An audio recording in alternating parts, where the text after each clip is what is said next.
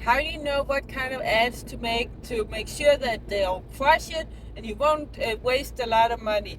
Simply look at your competitors, but don't copy completely what they're doing. And also be aware that they may be testing things that are not working.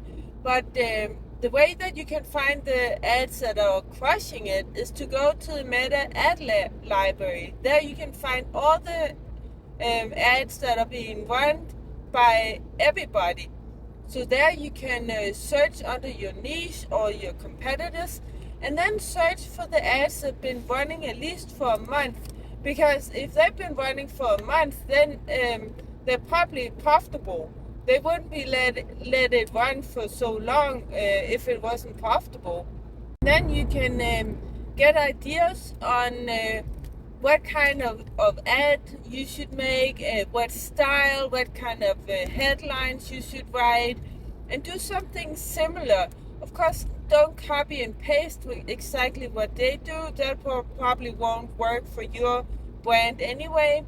But there you can see what kind of style that works in your niche.